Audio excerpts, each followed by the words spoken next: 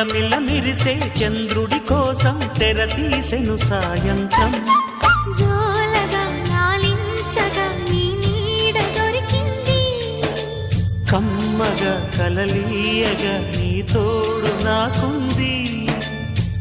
ఎదవిల్లును వంచిన వాడే నీ రాముడు అన్నది మనసే, గుడి తలుపులు తీయక ముందే వరమిచ్చెను దేవత ఎదురై. నీదే ఆచని నిజమే నా జాబిలి, కిలకిల నవ్వే కోయిల కోసం వచ్చింది మధుమాసం.